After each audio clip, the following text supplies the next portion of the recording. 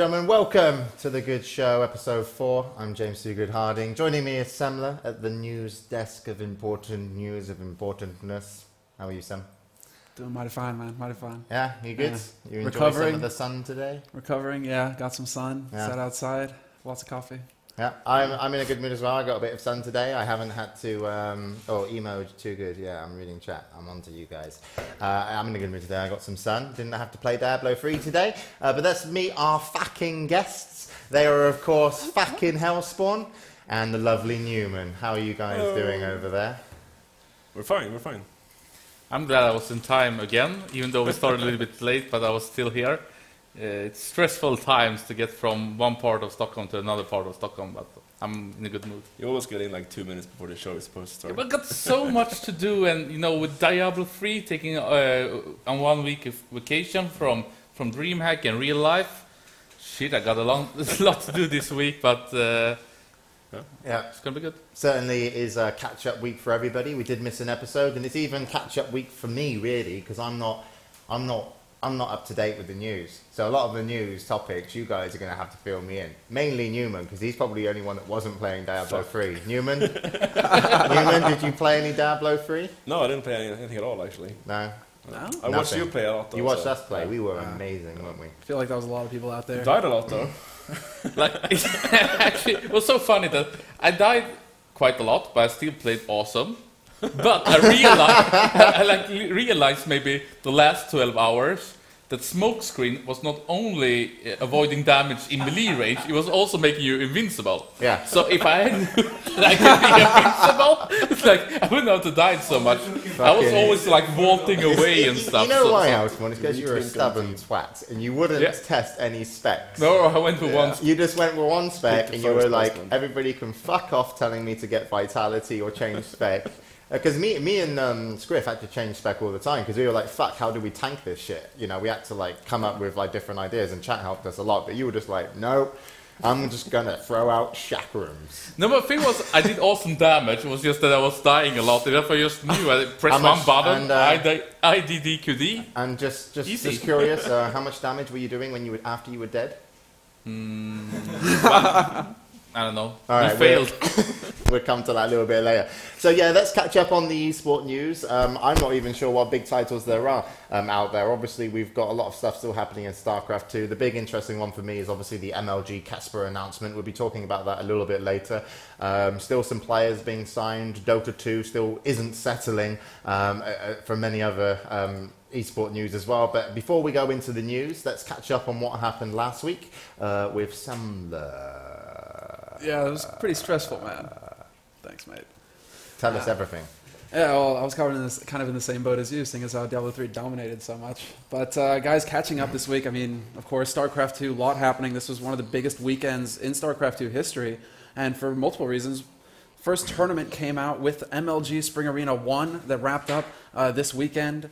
Empire Violet came out on top, took 10K with first place. That's USD. So a nice weekend's work there for him. TSL Symbol took 6K and second. Millennium Stefano, the foreign hope, went 0-4 in the last. He was in winners finals, lost 2-0 to Violet, and then he went down 2-0 to Symbol. So he took third place with $3.6 thousand in his pocket. And SKMC taking fourth place in the end, 2.2 goes home with him. But it's not all lost.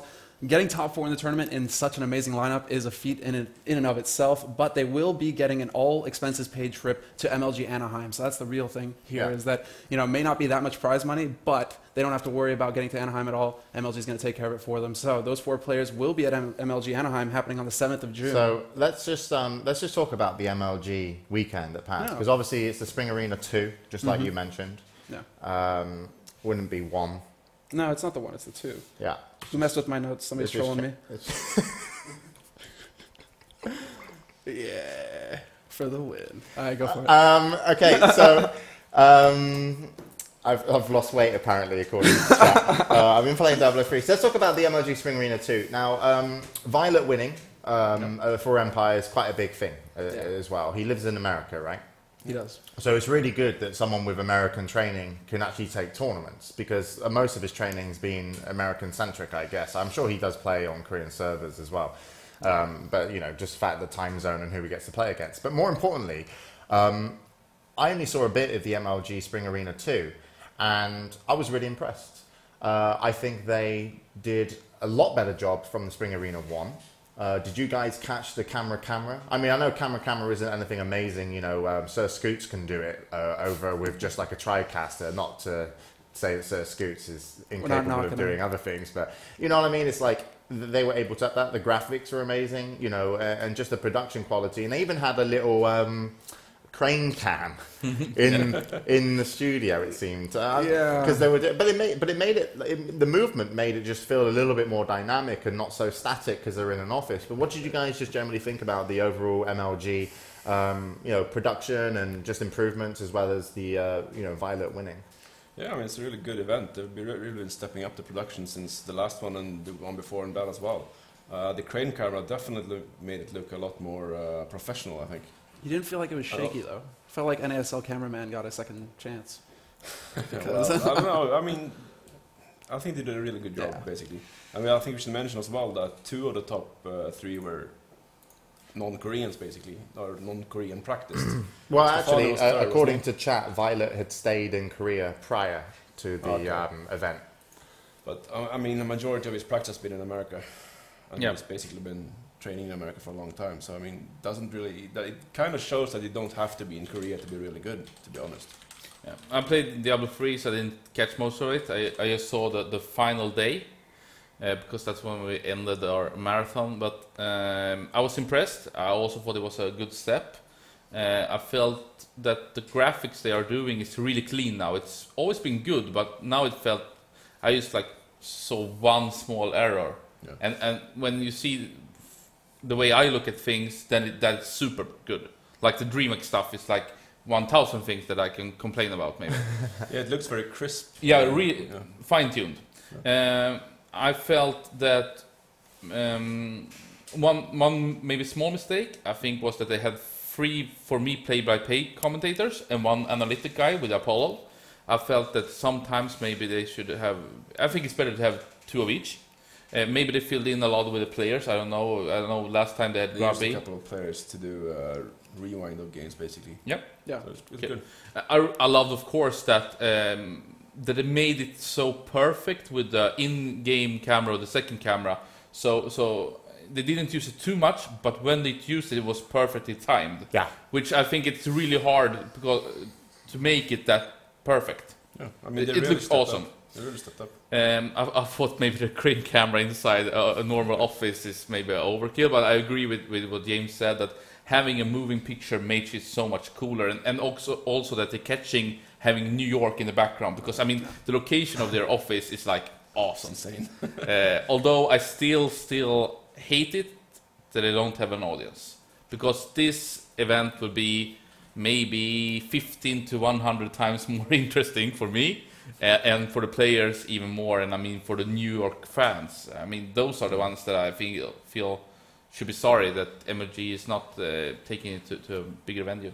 Okay, so does anybody in chat know the kind of viewing figures? Because obviously they keep it, Yeah, I saw one screenshot, but I don't know how much you can make out of it. Well. But it was a screenshot from the Twitch app, which actually revealed on which position that MLG had. And that was between 4,250 and 4,500. That was only one stream, though. Okay, so wait. Okay, well... So the Twitch app, you can sort. Yeah. So that's really interesting, because I think MLG Spring Arena #1 was bigger. Yeah, but that was only one stream. There was a lot of streams. There were a lot of streams. Watching different there were a lot of streams on the first one too. Didn't they use this awesome Twitch app? System. It's like the platform that Twitch has created together with MLG is by far the best I've ever seen. That you can have 4 streams on, and then you can click and get the sound of the other stream, but still watching another game. It's so nice. I think a lot of people only watch one stream at a time as well. Yeah, true. Same time. So I think 4,500, that's the low number probably, and that's still $90,000 for a weekend. Yeah, but I would say that if you pay $20 to watch it, I don't know at which time. If this was the final, it gives a better number. If this was like the first game or some mid-game, that doesn't give a good number. But I would reckon that as people pay for it, they are more likely to use their pay-per-view. So I would say that normally you count it maybe 5 times. So if you have 100,000 viewers concurrent, then you say maybe 500,000 during that day. That's a normal way to count it. It was a PPV event though, right? Yeah. The whole thing. But I would say that this was lower, so maybe 2 times, which makes it into 10,000 pay-per-views, which is $200,000, which we for sure can say that maybe $100,000 is only for the flights and the accommodation, which makes it that they only have $100,000 into spending, which won't be enough, I think, for them, because they have so many employees. I think they need to be above 20,000 paying viewers to actually sustain that kind of business model. And I think they're going to have a problem because they can up their production, but at the same time, things get stale quickly. If you look at DreamHack, had they continued with the invitational system, no one would have cared so much this time round. But the fact that your new open system, has still a bigger show to it, a little bit better production, and it all leads up to a big finals, it makes it more interesting the whole year round. So it'd be interesting to see. One thing is for sure. And Twitch did a shit job, apparently. It was a lag fest. Really? It worked perfectly when I was just so... Parts of Europe were apparently lagging for some reason. Okay. Just people updating me in chat. But I think that Twitch has some major problems, though.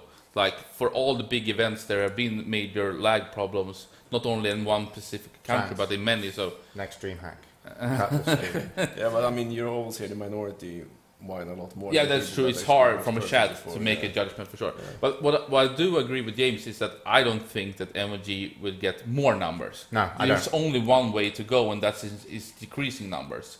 Because when they did the first event, they need to improve. There have been a lack of competition for a while. Now we're having the StarCraft 2 competition of a high level every single week. You will have now, this was the MLG Spring Arena, then you have the Red Bull Battleground, then you have the MLG Anaheim, then you have the DreamHack, then you have something else, and probably in between everything you have the IPL 5, I don't know where that is, in August, and you have the GSL, you have NSAL, you have, it's so much going on. Yeah, they need to keep improving. So it's going to decrease with the current format. Unless they but the other thing is that MLG, which is the news a little bit later, have got Kespa partnership, so it probably is going to increase. But it's just good that they're making money. I mean, if you've taken 56 million investment, you have to show return. So the fact that they are selling tickets is great for MLG, but it'll be interesting to see. Yes, one. He raised his hand then like a schoolboy. Yeah, but it's just that you should remember that this is extra MLG stuff. They're still keeping the regular season with the championships, or what they're calling it now, right? Okay. Yeah, so this is on top. You should remember it. So let's continue. Semmler, we've sidetracked your segment horribly. That's perfectly. I actually prefer this because we can discuss these as they come up. It just gives us a little bit of a recap. But the next thing on the list, of course, for StarCraft 2 this weekend was the amazing series in the GSL Code S finals between MVP and Squirtle. He did. I mean, it was just. I'm trying. Dude, you've got like your hallucinogenic shirt on too. What? Did you really troll him in the document? No. What is Bloodspaz? It's the third evolution of Squirtle, man. It's the third evolution of Squirtle. He put that in there. Dude, fucking ruins it. In any case, MVP wins it. He takes it all. He walks away with about 42K USD. First place prize, gets the glory, gets the girls, and gets the GSL title. Blastoise or Squirtle came in second. It was an amazing comeback. That is the real thing to take away from this, because MVP was up 3-0 in the series, and everybody was wiping their hands and going, Squirtle just couldn't do it. And he comes back 3 matches in a row and evens it up, and it goes down to the last match, which was one of the most nail-biting matches I've yet to see in StarCraft 2. So truly an amazing series. If you haven't seen the VODs, go watch them. They're just well worth your time. And of course, you get those on GOM TV. GOMTV.net, yeah. Such a champion MVP. Dude, I wanted Squirtle to win. Yeah, there was a lot of people on the fence, man. Because, wasn't MVP, was he the guy at the IPL Team League? No, was that him? No, that was someone else. No, that was Marine King. That was Marine King. I want both of them to lose because their names start with M. Maru? What's the reason? That's my reason. I don't need a fucking reason. Anybody with their name starts with M in professional gaming, I want to lose. Did he have like a rival or something that started with an M back when he played Quake? I Is thought that a it was problem? Dignitas Hell who was his big rival. Yeah. Don't mock me. Really close rivalry back then, I remember. It's a good enough reason. Continue as you were, Semmler. He always had a better raid gun, right? Hellspawn, Better if you want to everything hear is fine tells with about the how director. good my railgun is, go ring up your mum. Goes to the mum joke. Good job, mate. Keep going.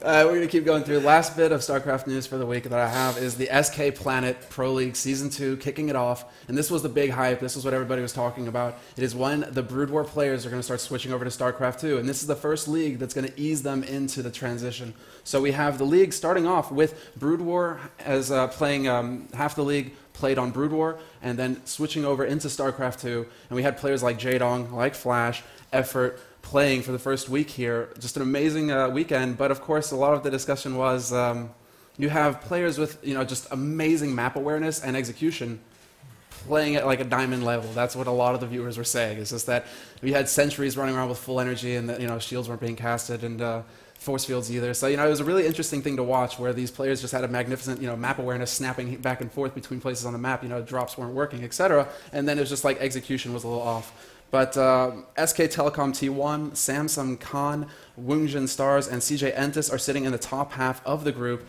KT Rolster, Air Force Ace, STX Seoul, and Team 8 are in the bottom 4. It's an 8-man group. So guys, keep on top of that because it's really going to be sick to watch. What do you think of the format? Have you looked into that? It's on Team Liquid's wiki. Yeah, Someone it is in on chat the wiki. just said the format is shit. There's been a lot of discussion about that, to be honest. I'd rather actually hear from Hellspawn and Newman. Do you know the format, About that. Hellspawn and Newman? Isn't it every other game, StarCraft and Brood War? Is that the format you're talking Yeah, about? it's Yeah. best of 3, from what I know. And I guess they all I have know to is do that Flash something like lost. that.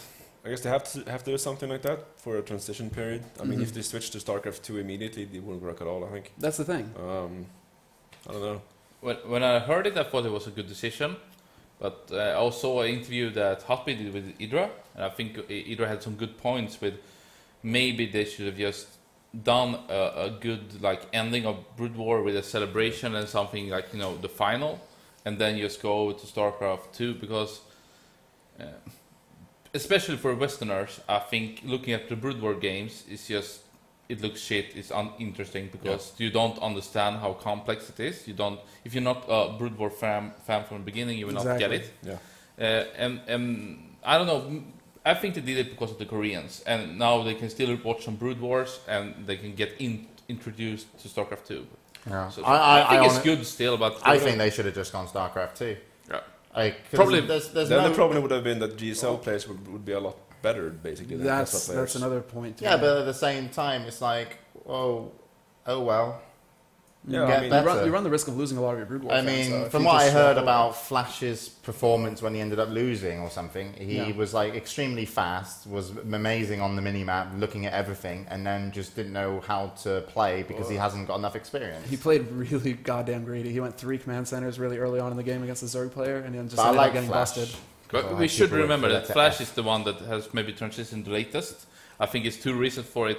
One, he was the best, so of course he wanted to keep showing his best at Brood War, and also that he was injured. So I think that he had to even focus more on Brood War than he had to normally. And he faced Effort, which is said to be maybe the best Brood War player who switched, and he's already Grandmaster. So Yeah. Okay. Well, all right. So let's. I'm move- excited. I'm a believer. Yeah. Yeah. I think it's great. It's just going to be really demanding on the players because they have to play Brood War and StarCraft 2 at a pro level now. Shirt seems small on me. I You haven't look been good. working out.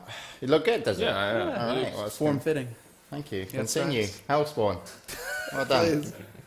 Newman, you're going to have to come up with a compliment later. Yeah, let's see. You want to try one now? You got great hair, James. I know that. Try harder. Come on, that's easy. I don't know. Everyone says that. It's just standard. I'm trying to think of anything good, but All right, let's get back onto the news because I don't know what you children are giggling. News. We have the last 2 points that we have as far as what happened last week that we're going to cover are Bloodline champions. The last DreamHack qualifier happened this weekend. The one team to qualify will be Palmolipu. They managed to take first place, but there was a bit of a mix-up with the second team where there was a bug. and apparently one of the teams could not connect, and they had to use different accounts to be able to participate in the tournament. There's a lot of discussion going on as far as, should they rerun the tournament, or should they just redo everything, or just, play like 2 brackets with the teams that were affected by the change. But the last team for DreamHack hasn't been chosen yet. It's going to be happening at the end of the week, and should be covered on Herodine's stream when it does. But we're still waiting on a date and what SLS want to do to fix that. But in any case, congratulations to Pomleypoo for actually getting in and competing at DreamHack Summer. They did take a very nice spot there, knocking out teams like Lowland Lions to do it. Yeah. Lowland Lions won't be at DreamHack. This is our first. Other news in Bloodline Champions, I know we're recapping the week, but I don't know if we added it to the news. You mentioned something about... You shouldn't bring that up because it actually got taken down like 3 hours later. Well, if it came up and got taken down and we saw it, it's we on can fucking Rakaka. talk about it. It's on Rakaka. Chop put it up. Asia, Did Chop put it up or somebody else? Yeah, we'll talk about this news then, because if it's been announced, basically Bloodline Champions is maybe set to release in Asia. Yeah. With the same publisher that's worked for Funcom and Sunlock Studios in Russia, who have done an amazing job thus far. Got Bloodline Champions in Star Ladder, which finishes season. And I honestly think this game is very much targeted towards, the Asian market. But at the same time, how well would it impact the scene, considering League of Legends is really so big in Asia? I mean, is anyone going to give a shit? League of Legends. But it seems like it was a Russian community manager who posted this in the Russian forum of the champion, and it seems like it was a hasty decision because it was not prepared or something. So Stonelock Studios took it down and tried to cover it, but of course I mean, I spoke with the community manager from SLS earlier today, and basically these are just discussions. It's just the 3 companies that are getting together and having discussions about their plans for the future for BLC. So I guess maybe Innova decided to jump the gun and post that, but Funcom and SLS are still like in the discussion phase. It's not at all so certain. It's not set. It was more of it's discussion than publicated. Yeah, they're just talking about it for now. It's not. It's a natural evolution. Not going to happen. Go out in Asia as well. I mean, it's perfect. It could be a really big thing for BLC. So it would be massive if it could get into Asia. That's massive. But we wonder if people actually care. So in Dota 2 last week. And in Dota 2 last week, the Star Ladder Season 2 is kicked off. We have an impressive lineup in the Pro League going on right now. Just going to say there's games happening daily. You can catch those streams over at Star Ladder TV. But Virtus Pro, Team EG, DTS, and MTW are the first 4 out of the lineup so far. And they're looking fairly formidable. So if you're following the Dota 2 scene, that's what happened last week. There's a lot coming up this week that we'll talk about later for Dota 2. But I heard Navi lost like 4 straight games or something. Yeah, Navi's actually not at the top of the pack. They're more in the middle of the group. If you can see it all at starladder.tv if you want to get more info on the league. But I can see they lost to Mouse, CLG, and Mouse Sports again, which is of course big for them, and they lost to DTS earlier also. It was always going to happen. I mean, Navi were always going to get taken off the top at some point. It doesn't necessarily mean that they have been now because they've lost a few games. But at the same time, everyone is still playing catch-up, and there's so many changes in the Dota 2 community in terms of players and teams just trying to get maximum amount of strength and player composition. But it's going to be really interesting to see, especially at the Invitationals. But really happy that Star Ladder's doing Season 2, guys. I think Season 1 was brilliant. Yeah, for sure. It was. I was very impressed by them, so make sure you can try and catch them Season 2. I know that Purge is doing the Dota 2 content normally. The English stream. Yeah, he had great numbers also. Yeah, like during Season 1. But he's definitely looking good there as well. So I heard that Navi played too much Diablo 3 and that then they have been on vacation was 2 of the reasons why they might have lost some. I mean, it's always easier chasing someone than being on top as well. Sure. It's so hard being number 1. You basically chase by everyone, and you get sloppy. And I mean, seeing Navi being this dominant as they have been already in Dota 2 is really impressive. I didn't think that coming into Dota actually. Yeah. I mean, so let's move on. So that's what's happened last week. A little bit of everything. Most impressive to me was Violet, of course, winning the MLG Spring Arena 2. And MVP taking with such an amazing lineup, Violet and Symbol getting to the finals, nobody was expecting that. Yeah. So just to mention, guys, obviously we're powered by Asus here. I've got a Facebook page up which doesn't load properly for some reason. It's a bit blurry, but we'll bring it up anyway. You can win this blurry monitor. All you need to do is go to facebook.com/ROG Nordic. I don't know what it is. It's like a surprise. What will you win? It's just called Blur Final. Maybe it's over. Maybe the competition's over. I'm wondering Maybe if you're Chance is losing trolling us as a sponsor, it's like you're trying to blur it. What are you saying? F5. What happens if you click on it? It just says terms and conditions. Good But anyway, you should still go to this page and like it. And there's more blurry photos on the page. And there's also some spot the differences as well in there as well. Asus keeping you guys entertained throughout the whole show. So make sure you go and check them out. They're supporting us. We actually have a meeting with Asus actually in the studio. They want to do some more stuff with us, so I'm going to push for some cool stuff in the future. I know that's like an announcement of announcement, but I'm not really allowed to say stuff. But, but it's cool. Anyway. But I think it's more. I think Asus have been really impressed just by the feedback from this show and other shows. So I think they've asked for another meeting with us. So thanks, guys, for everybody that has supported us and gone to their Facebook page, because we actually are looking to do some more content with them. So I'd imagine it would be something StarCraft 2-ish as well. But not to suck it up, I think that Asus actually is one of the companies that provided most money into esports over the years, especially in the mid era. They were really huge, so it's good to see. They have been kind of slow lately, doing mainly assembly and not so much more like in the States. That's basically what they've been doing. Yeah, and of course in the Russian part with the Aces Cup and so on, but they haven't been as aggressive as when they were into Stream Masters and ESL's projects. Yeah. All right, so let's get into the news then. So first off is the Blizzard and Valve stopped their lawsuits over the name of Dota. It looks like Blizzard have settled just for All-Stars, and Valve get Dota.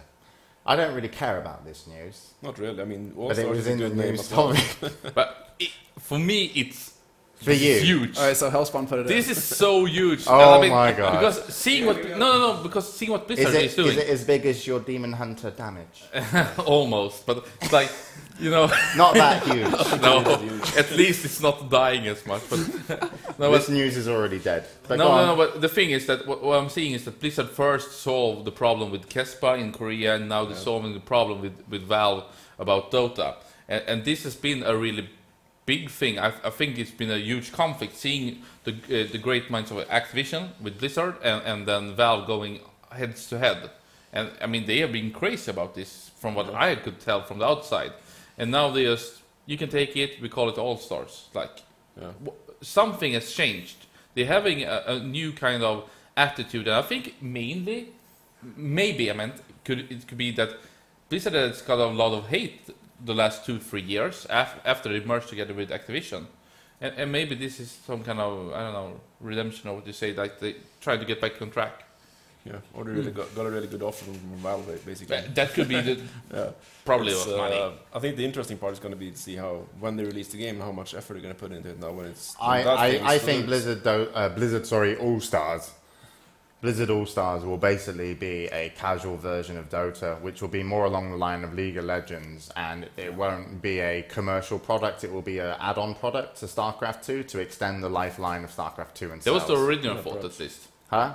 I mean, wasn't it said they would be released with Wings of Liberty from the beginning? I don't think so. I know they're adding champions from StarCraft, or not champions, but what are they calling them? Heroes. Yeah, from Warcraft and StarCraft. Exactly. So and probably World of Warcraft as well. So. I think it might be really good. But like you said, it's probably going to be a lot more casual than Dota 2 is. Yeah. That's Okay, so moving on. Next piece of news is obviously the big one for me that I'm really interested in listening to what you guys have to say about and being informed by chatting yourselves is the MLG partners with Kespa. Basically, you can see over on Team Liquid, it was posted quite a while ago, May the 11th, with it looks like an exclusive partnership, multiple years. Where basically Kespa and MLG will be seeing players from the Kespa League and MLG. So the announcement looked good, and then JP McDaniel did a interview with Sundance and I forgot that guy's name. That's embarrassing. I shouldn't do that because who's the guy that used to run Lee? Used to run Gottfrag, right? Yeah. Lee Chen. Lee Chen. That's embarrassing. And basically that looked really shit. like I didn't like that episode, and JP actually got a lot of shit from it, and then he wrote like quite a defensive quote saying blah blah blah blah blah. But I just think that MLG right are the worst at fucking PR in the fucking world when they let Sundance do fucking anything. Just rehire Slasher. Yeah, because he actually does like 100 times better job than Sundance does. Because he actually understands the community. Sundance just turns up and does whatever he wants like a megalomaniac, which is fine, right? If that's what he wants. But it has repercussions, you know, like Robert from DreamHack, he's a megalomaniac. Yeah. But, you know, he doesn't do much apart from just smoke cigars and drink whiskey. So, you know, and everyone at the office tells him not to do stuff. But, like, the whole thing, I watched it and I was just like, this is a train wreck. Because the statement was really good. And when you first looked at it, you're like, oh, yeah, I'm really excited. We're going to be able to see, you know, the MLG production, which is amazing. Their tournaments, which are amazing. We're going to see some players that we haven't been yet seen before. And basically, after the little interview with JP, I was like, okay, this doesn't sound so great. And at the same time, the community have had a lot of opinions on how this is going to affect the StarCraft 2 community. So if you can sum it up a little bit easier for us over there, guys, because I'm really not up to date on much. I'm not super up to date either. I mean, generally, like you said, or my opinion is basically that, I mean, exclusivity in itself isn't such a good thing, I think. I mean, it's the natural decision for MLG to get an exclusivity for the Blood Bowl players. I mean, that's amazing for them. I think for esports in general, it might not be that good. Sorry, check this out. But for me, going back to it, like MLG staff, the higher ones, like in the hierarchy, has been on Twitter a lot, talking about different things for Anaheim. One was the World Championship Series, what's it called, the Blizzard one? Yeah, the Blizzard thing, I don't remember. The Blizzard World Championships. Yeah. Okay, yeah. But it's the US qualifiers. Yeah, exactly. And one has been that they were hinting about Kespa. They went to Korea and stuff. And I mean, I have gone after MLG, like some blogs, and been ranting on Twitter. But for the first time, I really feel sorry for MLG, honestly, because they worked so much into this. They put so much trust into it. I think they were so happy when Adam and Li Shen signed that contract. Everything was on track. Now they had some ammunition against IPL and NASL. They also had like an extra lifespan for sure, getting in all these Kespas players. And I think they were so thrilled at MLG. Then they publicate it, and things goes to hell, basically. I never seen this kind of community hate that MLG got. And they have been hated so much for stupid decisions, but oh my god, I mean, Sundance was called a Hitler. Sundance was called, you know, anything. It was totally crazy. I haven't seen that much hate. I think it mainly like mixed reactions. I mean, I think people love the fact that they were going to see Blood Bowl players at MLG events. Yeah, shit, like Reddit just blew up. So and then they make the choice to go on State of the Game with JP, and I'm like, I'm not always fancy what JP has to say and to do. Normally I feel that maybe he's a little bit too MLG biased, but I think that JP did a great show. I don't give him any hate. I think it was stupid of Sundance to do it on a train, so he had problems, so he couldn't discuss.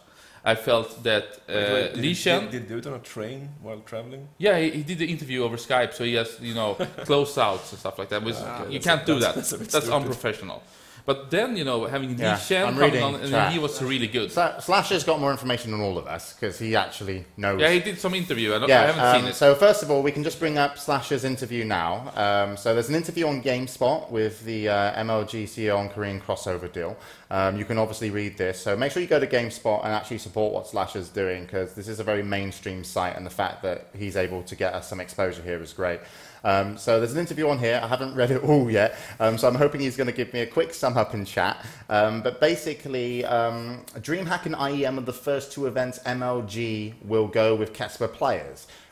This is really weird to me, right? Because I know that when I spoke to you guys about DreamHack, about partnering with MLG, you just said, like, yeah, okay, whatever. It wasn't really like, you know, that's what I got from, like, Robert. because he was just like, I don't know, yeah, sure. Yeah, I mean, that's But the thing is, let's talk a little bit about the exclusivity on the players. The one thing that bugs me about how MLG for a long time were, and American sports and CGS, is that they try to own the players to own the biggest league. They try to own everything, basically. Yeah, they try to own everything. So MLG and the Halo side of things, you know, they were teams which were pretty much owned by the league. Correct me if I'm wrong, because I'm not really... Some of the teams, the top teams, were basically owned by the league or contracted by okay. the league. Which was great for the players, though.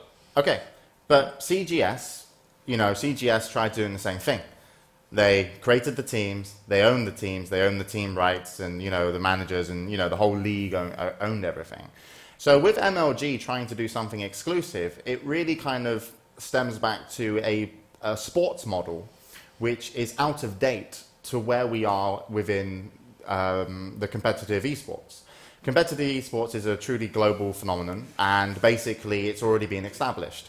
So when you say that we have access to these players and other people don't, you're pretty much just saying that esports is exclusive, or these players are exclusive to you. And that's kind of not what esports is. Esports is about anybody being able to compete anywhere they want. But that's what we're saying as well. It's saying we MLG are going to go to DreamHack with these players. Like give Slasher a call. Yeah, we can give Slasher a call, that's fine. But it also seems to me that if DreamHack did this, if you went for exclusivity, right, I would probably not work with you. Like, if you did a decision that I just think was retarded, you know what I mean? You know, I would like pull the commentators, pull the hosts, you know, and all this other stuff. If I think an event organizer did something against what I think is the growth of esports. Yeah. MLG have stated that they are going to like talk to DreamHack and IEM. But the weird thing about this now is that Kespa, even though there were Kespa kind of branded players originally from Brood War, MLG seem to have the power where they're able to talk to DreamHack and go, would you like a partnership? And if DreamHack say no, they don't have the best players in terms of the biggest names, the Flash, J-Dong and stuff. So you must feel, Hellspawn, that you should say yes to your MLG partnership. Everything is going to be under MLG's conditions, basically. Yeah, that's for sure. And that's not how it had been worked before. I mean, like working with GOM, for example, of course they had a lot of power over the players because they set the schedule. But and the login. For my part, it has been... I mean, they've done what they could have done to help DreamHack out to get the Korean players to the events. I don't want to... Actually, I don't want to be like fluff, but it's my job, and I'm not here representing DreamHack in this part. I don't really want to make a big comment about it, but I mean, DreamHack has and will always work with everybody, and I really mean it, and we have done it, like WCG, ESWC, IEM, ESL, CPL, WSVG. We done a small thing with MLG when we had the tournaments at the same time, and so on and so forth. We worked really close with Assembly and the Gathering for many years. So having partnerships is nothing that is new, and it's nothing that is a problem for DreamHack. That's what I can say. But I mean, Sundance has probably a big plan about this, and we will see how it fulfills and how it goes. And I think that maybe from Kespa's part, because I think that both can be blamed for this exclusivity, and I think that for Kespa maybe was a good way, because they don't know outside of Korea. They've never worked and integrated outside of Korea. So getting a strong partner in America could be a good choice for them. Yeah, so but I can understand why both of the partners did it, and if they were mutual and agreed on it, it's I mean, I think we should remember as well that we don't have a lot of information on this. Yeah, but, I mean, obviously there's a good side of it that we do get Kespa players outside of Kespa, but they were probably always going to do that in the future anyway. Like, because they would realize that if, you know, all these players are entering GOM, and all over the world, the viewing numbers. I mean, look at the viewing numbers when Jinro plays in, GOM TV's league, and Naniwa. They're bigger than anywhere else. So they know that the crossing players is obviously going to be beneficial. But we do have Slasher in just a moment. This was shocking. I would say that this was at least shocking. Like, I wouldn't have expected them to have exclusivity. We don't know what it means, but I mean, exclusivity means something. I think the exclusivity sounded a lot more exclusive in the press release than after that. Yeah, I mean, but it kind of got more vague. Still, Sundance says that he will go to DreamHack and go to IAM and offer them players, according to what I could just skim through Slasher's interview. Yeah. And I mean, that's a new way of doing it. Yeah. And I think it's risky. And obviously, I'm ringing Slasher, by the way. The community hate MLG for doing this. Wait, we're just going to unmute They Slasher. got so much hate out of this. I don't think they should. Jesus Christ, you talk a lot over there. Yes, call him. I'm calling him. Just feeling time for you to work your Skype skills. Let's see if Slasher is alive. Hello, Slash, are you there? No. Okay. No. He's just trolling the show. He's just like, ring me, guys, ring me. And then he answers, and then he doesn't set up his mic properly. We can hear something. We can hear static. I mean, I think. So, Slasher, say nothing if you're a douchebag. Yes, I hear you, but I hear you through the stream. If I mute the stream, I can't hear anything. Oh, wait, let me see. So I'm obviously muted on behind. No, it's maybe on here. 5-10 seconds. I think he's wait, delayed as well. the mic might have came out here. Can you try muting us on the stream, Now I Slasher? can. Now I hear you. Yeah. Perfect. Damn, I don't believe he replied. All right, Slash. So is everything cool over the audio and everything's fine? Yep. Good. I'm so surprised you're able to do interviews. We don't do interviews on the show normally. It's something that we might have added in the future, but it's just because of this particular situation.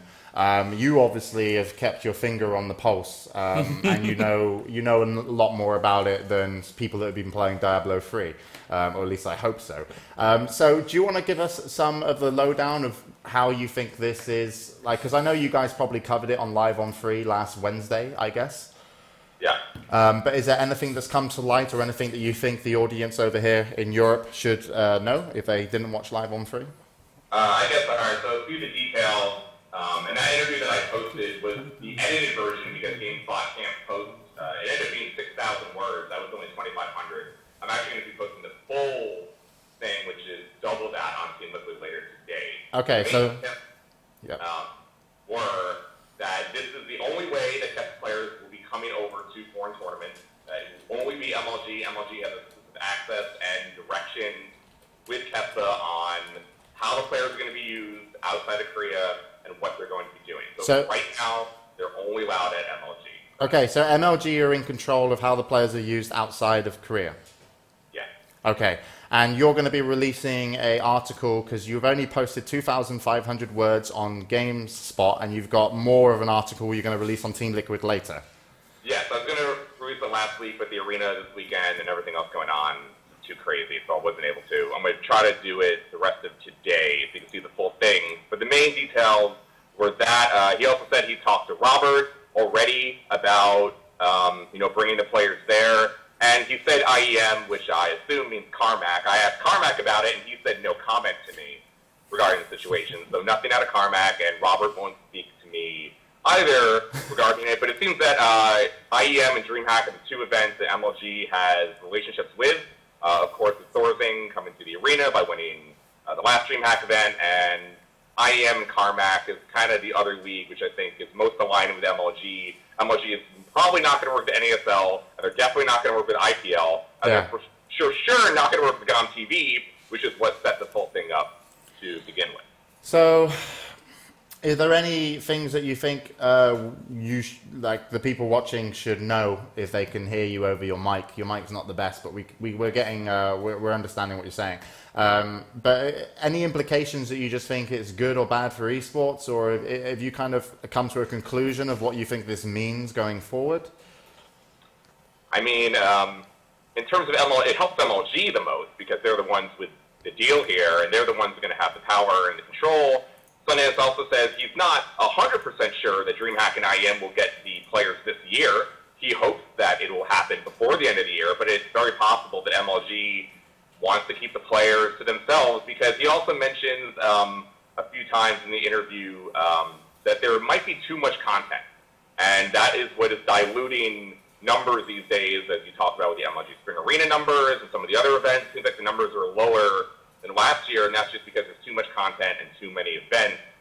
So I think it's good for MLG, and I think MLG is the league that if anyone was going to bring the Kespa players to America and at least the foreign events, I feel like MLG was the league to do it. So I think that they are helping esports as a whole because they're the ones that were able to get this deal done with Kespa, which, in the past has not had a great history. They got sued by Blizzard less than probably a year ago. They didn't have a whole lot of fans. So MLG was able to do this, but now because of that, they're going to use it to their advantage. I mean, he said to me that they're running a business here. He has to keep MLG afloat, and he has to do right by the company before he can necessarily do right by the overall scene of esports and competitive gaming. I mean, if MLG, goes under, that's going to be a bigger hit for the entire industry than them trying to make everything work for parity that all the leagues get everything. So I think they're going to try to keep MLG as the forefront here and what to do with the Kespa players. I probably only see the Kespa players doing exhibition tournaments, kind of like they're doing in Anaheim, with I think Flash and Jaedong and Bisu and a few other players that are going to be pretty much confirmed to be going. I can only see that happening in DreamHack and IEM. I don't see them competing in the major tournaments. I don't even see them competing in the major tournaments at MLG yet. He said he hopes to see Flash versus Nesty at Raleigh, which I think would be really cool. But, he's not sure he can make that happen exactly yet. He also says that there will be foreigners in Pro League. And it seems like he mentioned that there will be foreigners in Pro League before any deal with GOM TV or Kespa could even be made. He wouldn't give any more details than that, but he said more details probably should come in Anaheim regarding the foreigner players going into the Kespa League, which will be StarCraft 2 all of next season. Now, do you know how MLG got in contact with Kespa? Was it Blizzard that maybe put them in contact, or did MLG reach out, or did Kespa reach out? Because that's quite important to know, just to know the background, if it was a MLG initiative, or maybe Blizzard thought it was a good partnership between the two, because obviously Blizzard have the most contact with Kespa. So do you know who initiated the negotiations for a partnership? He wouldn't specifically say who exactly did all this, but he did say that Blizzard was really supportive and eager to see this all happen. And it feels like Blizzard is more aligned with MLG than any other league, at least in North America, more so than IPO and NASL, that Blizzard is really co-coordinating and working with MLG to make this all happen. Of course, they had them, the whole meeting between Kespa and GOM TV and IEG and all the GSL last week. So I think Blizzard tried to make this happen. Also, while Juani is a manager for Fnatic, he also does some work with Blizzard, with MLG, and Juani has a long history over in Korea, a lot of contacts growing up as a coach for Eastro for a long time, and someone that is really in the know. So I can see with the help from Blizzard, with help from Juani, and help with a few other key people in Korea, I assume that's how they made this all happen. And this is why MLG is a leg up on any of the other leagues. Juani knows for sure everybody. Also, some more clarification. This is only an exclusive partnership with Kespa. This is not an exclusive partnership with OGN. But he says that because OGN, the StarCraft 2 thing is exclusive, while OGN is not exclusive to MLG and OGN can talk to other leagues, they can't necessarily talk to other leagues about StarCraft 2. But they can talk to other leagues about League of Legends. And he made sure that was clear. So it's not necessarily exclusive to OGN, but it pretty much is for StarCraft, anything that's going to be StarCraft related. Okay, all right.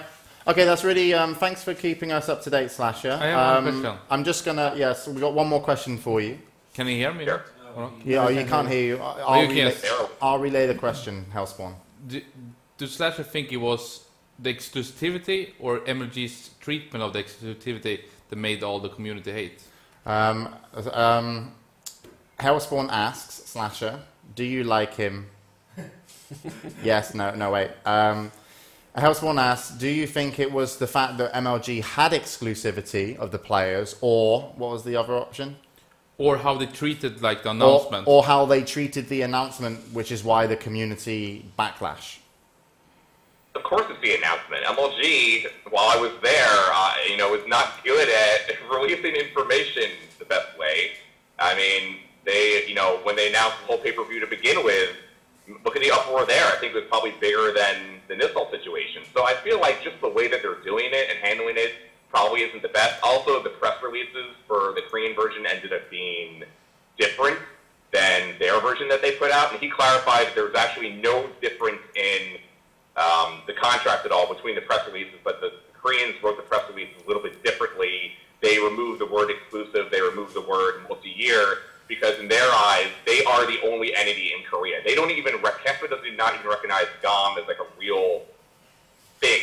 So there is no need to say the word exclusive in their press release because it doesn't matter to them at all. Yeah. So I think it's more about the way the MLG handles, the way they give information, rather than the deal itself. I know everyone's worried about, MLG is going to take all the players, they're not going to let anyone else get the players, they're going to kill esports, quote unquote. I wouldn't really worry about that as much for now. I mean, the players aren't even that great. They're going to need to get time to get better. I really wouldn't worry so much about that now. I would actually more worry about how Kespa and GOM are going to get along and how the GOM players are going to enter Kespa. I talked to a lot of the GOM players this weekend. They don't ever know when they're going to enter Pro League. They have no idea what's going on. And it seems like there's no information there about what they're going to do or what Kespa is going to do. So I feel like that's probably the bigger issue. The only other thing I would comment that was interesting to me is that for the very first time, Sundance admitted and commented on the Naniwa situation with GOM TV that happened, which pretty much was the straw that broke the camel's back between GOM TV and MLG and their partnership, that Naniwa did not get the Codex feed that he deserved from getting second in Providence, and the GSL pretty much took it away from him and used that entire NFT drama as an excuse to take away his feed. And that was kind of the beginning of the end, along with the IPL paying for all their players to go to GSTL. Okay, all right. That's interesting. Okay. Lastly, Hellspawn, you're fucking wrong on Stefano. Good job. But Thanks. Talk about that later. Thank you, Jay.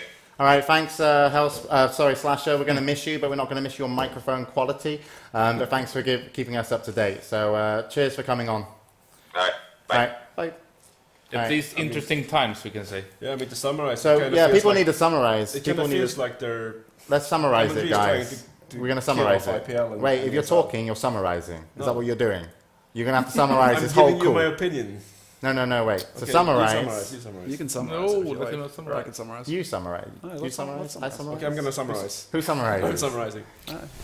It kind of feels like MLG's doing this because they wanna basically monopolize maybe, but they want to take over the biggest market share of the US basically. Yeah. They want to kill off IPL and kill off NA as well. Well, hold on. We've got samurais outside. Continue. Fuck.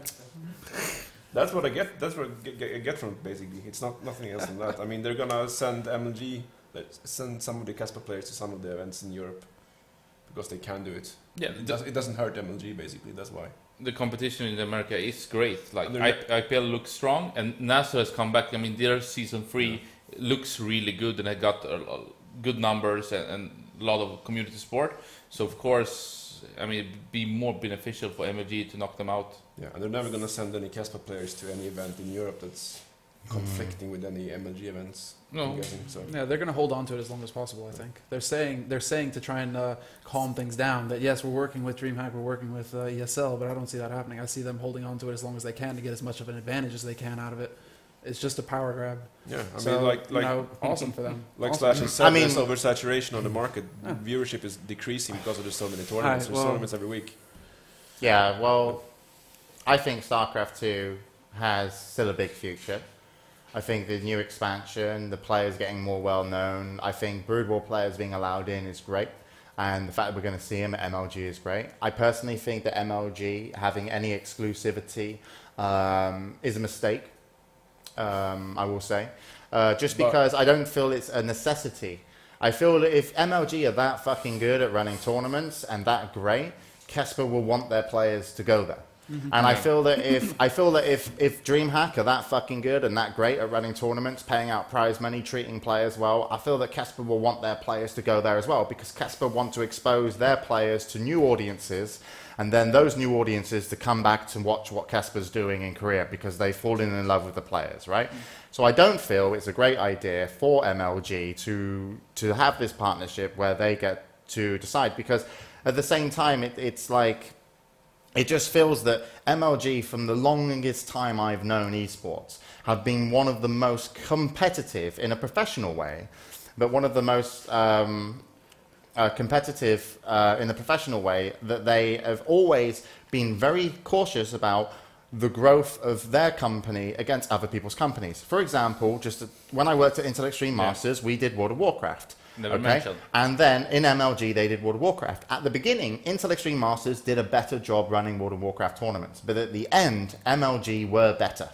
They had better tournaments, better streams. You know, it was better organized than the Intel Extreme Masters, right?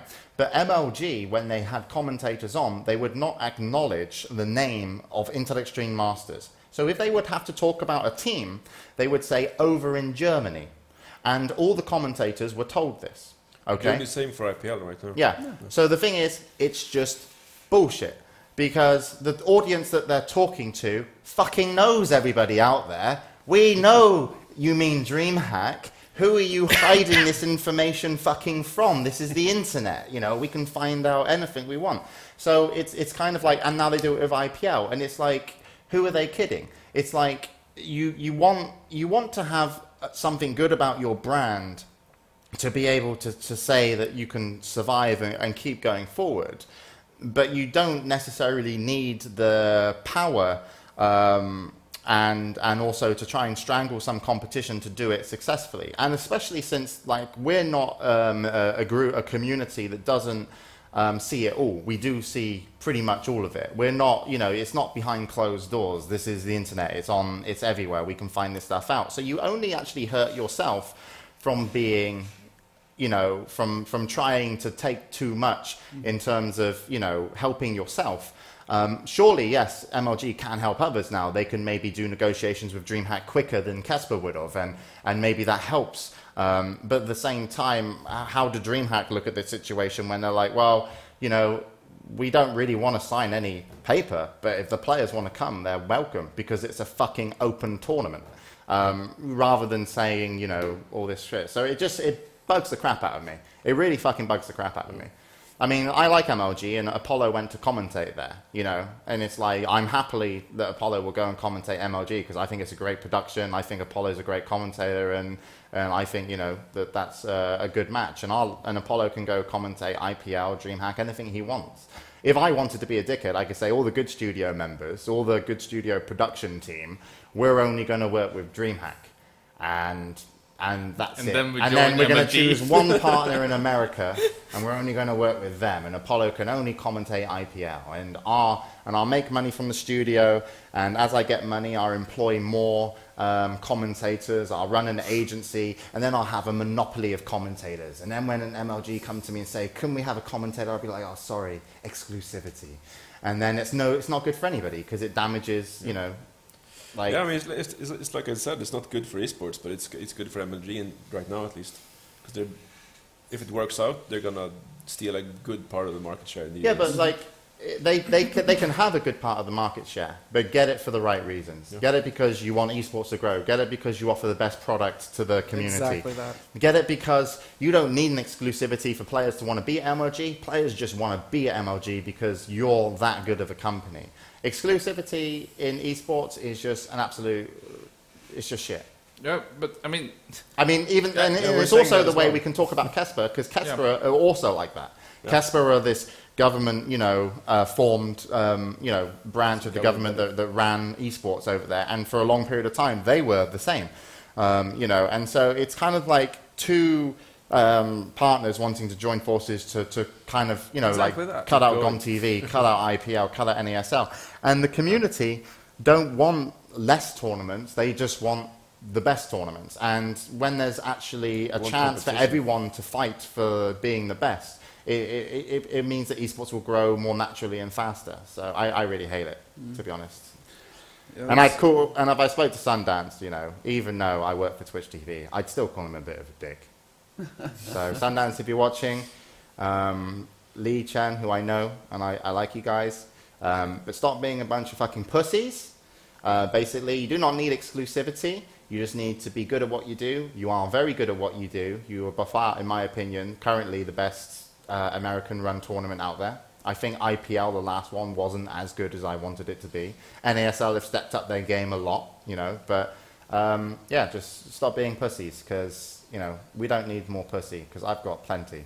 I mean, during 2010, 2011, we saw that MLG's StarCraft 2 tournaments were the best in bringing the community and the players in the integration, building hype, for sure. You cannot deny that, but I think what they did, like James mentioned with the World of Warcraft, ESL, not mentioning Inter-Extreme Masters, having the Halo contracts, doing this GOM TV, maybe bringing in, like, not only inviting Korean players, but also like bringing them in on the stage and giving them a lot of space, has hurt the American scene for sure. Definitely. And I think that this is, like I said, a bold move, which, what I can tell, they've got a lot of hate from the community. Yeah, I think MLG is an American tournament as well. They really need to try and grow the American scene as well and get new talent into it. If they keep bringing like GOM professionals or Kespa professionals all the time, that basically end up being like top 8, top 16 of the tournaments, it's gonna fail in a couple of years. Yeah, and we have seen that a lot of people lose interest when there's only a Korean top 8. Like it was at the IPL, it was only Stefano that you cheered for and wanted to follow in some part. And when Stefano lost, I think the viewership dropped by like 50%. Yeah, But I think it's a dangerous road they're taking. I just feel that they should compete with the product more, because the MLG product has been really good, and looking at the spring arena, that's for sure is the best, but still live audience. MLG are getting very smart, getting very good, and they can still continue. So hopefully MLG will look at what they've done, and they always try and learn, which I think is funny, because you shouldn't really be learning when you're playing with that much money. It's not money you learn with, it's money you should know what the fuck you're doing with. But they always say we're learning, we make mistakes, and it's like, well, no, don't. But the thing is, I'm sure that they will bring those players out. They will give them the best exposure that we can have for those players in America, and I'm sure that they will maybe get a partnership with DreamHack, IEM, and that will be good as well. But they still have a chance to kind of just, you know, be a little good about the whole situation. Just because they have exclusivity now, okay, I initially don't like it, but I have to say, I haven't seen what they're going to do with it. No. So that is what we really have to watch for. So right now, you know, it's a bit of for me, a bit of a pussy move. But depends what they do with it. It depends what my reaction will be in the future. So I don't think it's a pussy move. I won't write them off. I won't go mental. You know, I'll still call them a pussy. But at the same time, let's see what they do with it. So, you know, let's keep our eyes on what will happen. So, but still, yeah, as I said, you know, still a bit of a. Let's move on. No, let's move on. Advertisement break? Yeah, we're going to go ahead and take a quick 5-minute break. We're going to take a quick 5-minute break, ad break. We'll be right back in just a minute, so don't go anywhere.